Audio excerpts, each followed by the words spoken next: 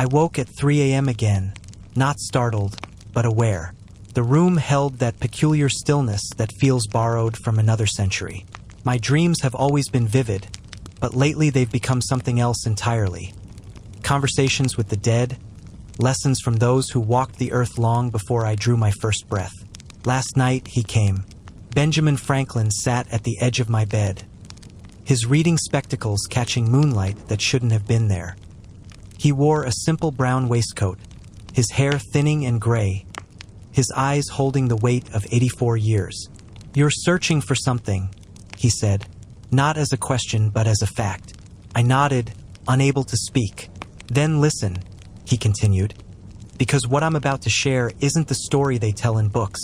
It's the story I lived in my bones, the one that nearly broke me a dozen times before it made me whole." He began at the beginning, which is always the hardest place to start. Boston, 1706. The 15th child of 17 born to Josiah Franklin, a candlemaker whose shop filled their cramped home with the constant smell of melting tallow and lye. "Poverty isn't just empty pockets," Franklin told me, his voice taking on a rasp I hadn't noticed before. "It's empty possibilities. It's watching your older brothers apprentice to respectable trades while you're pulled from school at age 10 because your father can't afford the tuition anymore. 2 years of formal education, that's all I got. 2 years. And then the world expected me to be grateful for whatever scraps of opportunity came my way."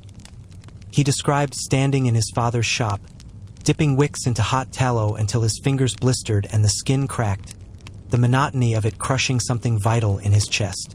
The work was mindless, endless, suffocating.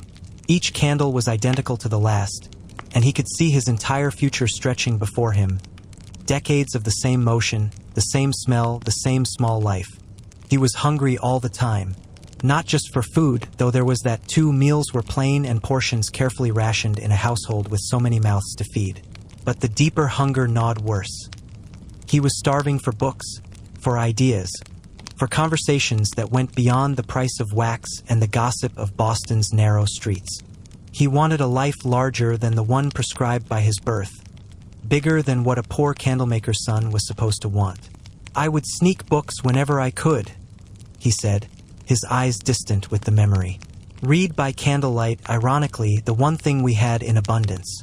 My father thought I was wasting time, that reading above my station would only make me dissatisfied. He was right about that last part. I became desperately dissatisfied. But that dissatisfaction, that hunger, it was the only thing I owned that was truly mine. It was the spark that would eventually light everything else." His hands clenched slightly, as if still gripping those stolen moments of reading, those precious glimpses of a world beyond tallow and poverty. At 12, his father bound him as an apprentice to his brother James, who ran a printing shop. On paper, it should have been salvation, working with words and ideas instead of candles, touching books and newspapers instead of tallow. But the contract Benjamin signed wasn't freedom. It was a different kind of prison. 9 years, Franklin said, his jaw tightening at the memory. "I signed away 9 years of my life to a man who saw me as property, not as a brother." James was harsh, quick with his fists and slow with praise. He beat me when I questioned him. He censored my writing when I tried to express myself. I was a prisoner with ink-stained fingers, and every day I felt my spirit dying a little more. The dream shifted, and suddenly I could see him. A teenage boy working by candlelight, his hands moving with practiced efficiency as he set type for the newspaper, arranging tiny metal letters into words, into sentences, into ideas that belonged to everyone except him. His mind screamed for freedom while his body performed the mechanical tasks of his bondage. He began writing essays in secret, slipping them under the print shop door at night under the pseudonym Silence Dogood. These witty, insightful pieces about Boston society became the talk of the town. Readers praised their wisdom and humor, never suspecting they came from an apprentice boy. For glorious weeks, Benjamin tasted what it felt like to have his ideas valued, his voice heard. Then James discovered the truth. "The beatings got worse," Franklin said quietly. "Much worse. That's when I learned a terrible lesson that shaped everything that followed. Sometimes the people closest to you will resent your light most fiercely. James couldn't stand that I had talent he lacked, that readers preferred my anonymous writings to his published work. His fists tried to beat that talent out of me, to remind me of my place. At 17, he ran. He broke his apprentice contract, an illegal act that made him a fugitive in the eyes of the law. James had connections throughout Boston, and he used them, warning other printers not to hire his runaway brother. Benjamin Franklin became unemployable in his own city overnight. I had nothing, he told me, and I could hear the echo of that ancient fear in his voice, still raw after all these years. 17 years old, running from Boston with a few copper coins sewn into my clothes and nothing else. No references that wouldn't expose me as a runaway. No connections willing to risk James's anger. No family support. My father was furious I'd broken the contract. Just a desperate hope that somewhere in this world, I could build a life that meant something. He described the boat ride to New York, hungry and seasick, sleeping on deck because he couldn't afford a cabin. When he arrived, he found no work. The printing trade was small, and word of a Boston runaway had somehow preceded him. So he walked from New York to Philadelphia, over 100 miles, his shoes falling apart, sleeping in fields, buying bread when he could and going without when he couldn't. He arrived in Philadelphia on a Sunday morning, exhausted, filthy, his clothes rumpled from days of travel. He'd spent his last pennies on 3 large puffy rolls, and he walked down Market Street with one under each arm and the third in his mouth, too hungry to care how ridiculous he looked. A young woman named Deborah Reed stood in her doorway and laughed at the absurd sight he made. "Later, I married her," Franklin said with a soft, sad smile. But in that moment, standing there covered in road dust, clutching my bread like a starving beggar, I was a joke. A penniless runaway who probably wouldn't survive the month. And honestly, he paused, the smile fading. I wasn't entirely sure she was wrong to laugh. I'd gambled everything on a city I'd never seen, and I had no idea if that gamble would pay off. Philadelphia gave him work in print shops, but stability remained a fantasy. He found employment with Samuel Keimer, a printer as erratic as he was unkind, who paid little and taught less. Benjamin worked hard, learned the trade inside and out, and caught the attention of Pennsylvania's governor, William Keith. Keith was impressed by the young printer's ambition and intelligence. He made Benjamin a stunning promise. "Sail to London," Keith said, "and I'll provide letters of credit to buy printing equipment. Return to Philadelphia with a press and supplies, and you'll start your own shop with my full support and patronage." I believed him, Franklin said, his voice heavy with the weight of old betrayal. God help me. I was 18 years old and desperate to believe that someone, anyone, saw potential in me, that someone with power thought I was worth investing in. So I booked passage to London, said goodbye to Deborah, and sailed across an ocean on the promise of a man I barely knew. The voyage took weeks. Benjamin arrived in London eager and hopeful, ready to collect the governor's letters and transform his life. He went to the contacts Keith had named, asked for the promised letters of credit. There were none. Keith had lied. He'd sent an 18-year-old boy across an ocean with empty promises, with nothing but false hope. Benjamin was stranded in a foreign city with no money, no equipment, no prospects, and no way home. I wanted to die, Franklin admitted quietly. Not literally, perhaps, but I wanted to disappear, to stop existing in that moment of crushing humiliation. I'd been so foolish, so trusting, and now I was more alone than I'd ever been. For 18 months, he worked in London printing houses, saving every penny, sleeping in cramped rooms with other laborers, eating as little as possible to stretch his wages. He was 20 years old when he finally scraped together enough money to sail back to Philadelphia. 2 years lost to a liar's false promise. 2 years further from the dream of independence. 2 years older and infinitely more cautious about whom to trust. Back in Philadelphia, pride swallowed and options exhausted, Franklin returned to work for Samuel Keimer, the same difficult employer he'd left behind. He saved obsessively, spending almost nothing on himself, watching every penny accumulate with agonizing slowness. At 22, he finally scraped together enough to start his own print shop with a partner named Hugh Meredith, whose father provided additional funding. "Starting a business when you're poor isn't romantic," Franklin said, his voice hard with remembered strain. "It's terrifying. Every penny spent on paper and ink is a penny you can't spend on food or rent. Every customer who doesn't pay on time threatens everything you've built. I worked 18-hour days, 7 days a week, setting type until my eyes burned and watered, running the press until my shoulders screamed and my back felt like it would snap, then sleeping on the shop floor because I couldn't afford separate lodging and needed to guard the equipment from theft. Competition was brutal. Established printers like Keimer spread vicious rumors about the upstart shop, that Franklin was unreliable, that his work was shoddy, that he wouldn't last 6 months. Customers were slow to trust a young printer with no reputation. Some weeks there was barely enough work to justify keeping the business open. Then Meredith's father, who had helped fund the partnership, began having financial troubles of his own. He demanded his money back. Immediately, the debt that had seemed manageable suddenly became a noose tightening around Franklin's neck. "I thought it would end there," Franklin admitted, and I heard the tremor of that old terror beneath his words. "One failure away from being back where I started.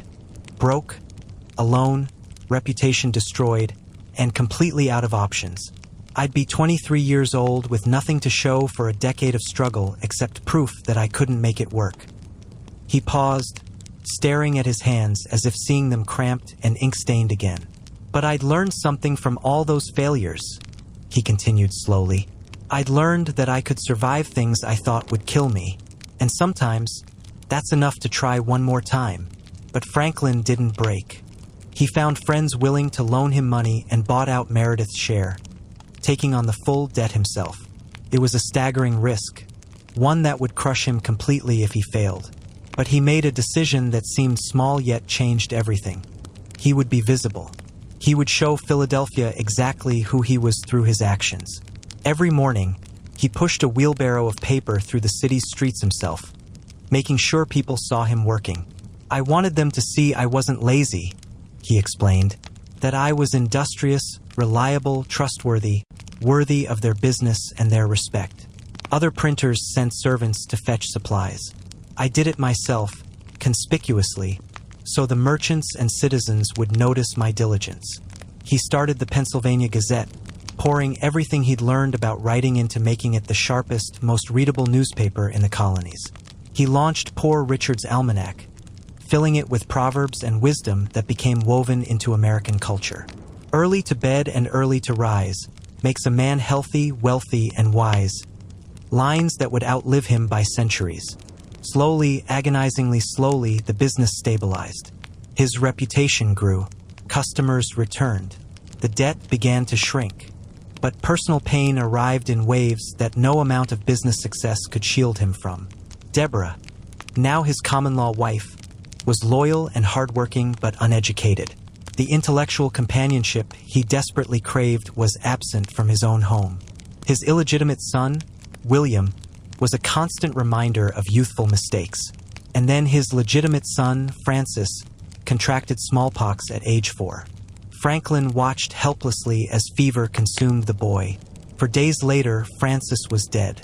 "You don't prepare for that," Franklin said, his voice breaking in a way it hadn't before. "You don't prepare for holding your child while he burns with fever, knowing there's nothing you can do.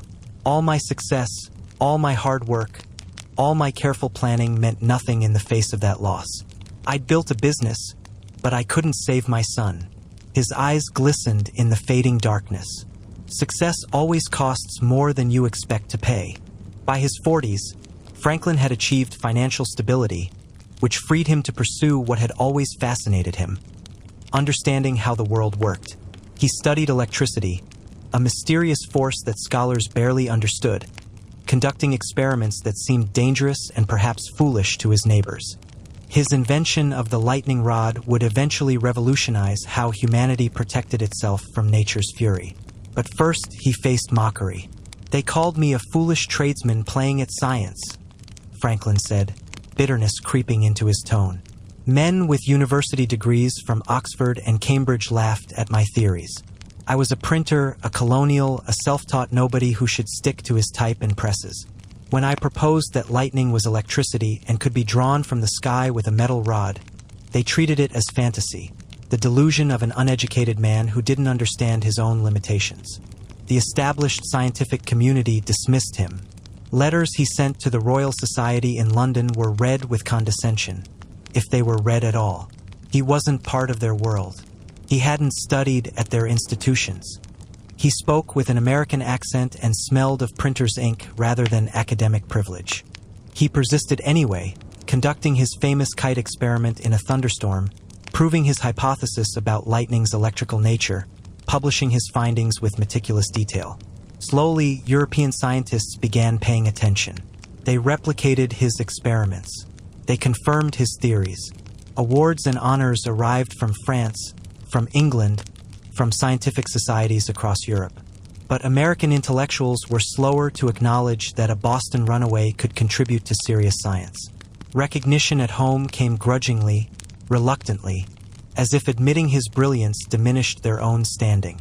Every step of the way, I had to prove I deserved to be in rooms where I wasn't born to belong, Franklin said.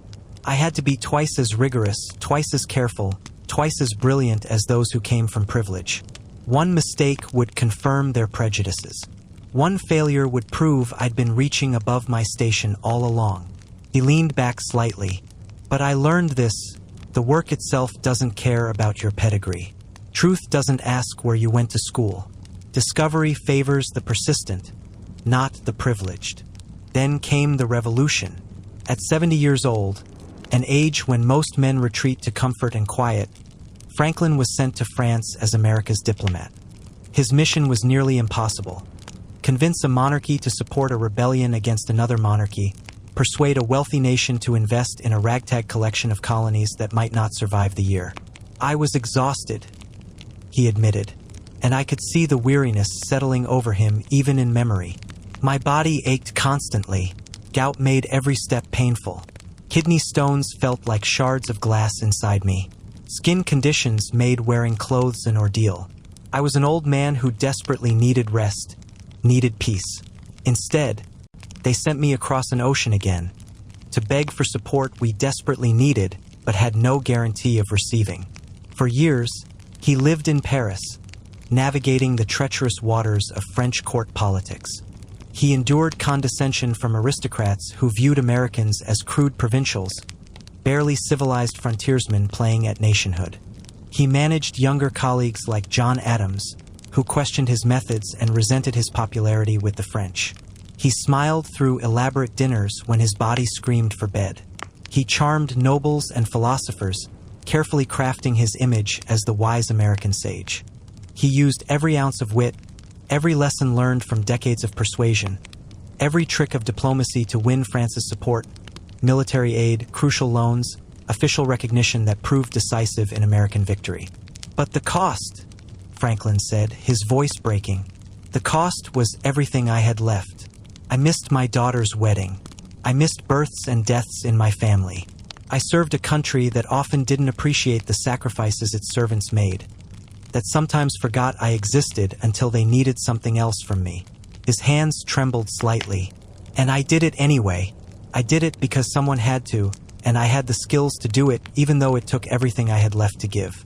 Even though I knew I'd probably die in France, far from home, far from everyone I loved. He looked at me directly. Duty doesn't care if you're tired. It just demands you show up anyway. As dawn began to lighten my window, Franklin's image started to fade, becoming translucent in the growing light. The dream was ending, but he had one final lesson to share. "You want to know the secret?" he asked, leaning forward one last time. "There isn't one. There's no moment when it suddenly gets easy, no achievement that erases the doubt, no success that makes you immune to pain or failure or loss. What I learned was simpler and infinitely harder. You endure. You get up when everything in you wants to stay down. You start again when starting over feels impossible. You hold to your principles even when principles don't pay the rent. You work with integrity even when dishonesty would be easier and more profitable. His voice grew stronger, more urgent, as if he needed me to understand this above all else. The books will tell you I was brilliant. Maybe I was. But brilliance didn't build my life, endurance did. The willingness to fail and try again. The humility to start at the bottom and work up without shortcuts. The courage to be mocked and continue anyway. The strength to lose what I loved most and still find reasons to keep contributing to the world. He was almost gone now, just an outline in the pre-dawn gray. "You don't need to be extraordinary," he said, his final words hanging in the air like smoke. "You need to be persistent. You need to show up when it's hard, when it hurts, when no one's watching and no one would blame you for quitting. Everything else, every achievement, every breakthrough, every moment of recognition, follows from that simple, stubborn refusal to give up." And then he was gone. I opened my eyes fully, alone again in my room, but carrying something new. Not answers exactly, but permission. Permission to struggle. Permission to start small. Permission to build a meaningful life through simple, relentless endurance. Benjamin Franklin taught me that rising isn't a single moment of triumph. It's 1,000 small decisions to keep going when quitting would be easier. This morning, I got out of bed ready to make one of those decisions myself.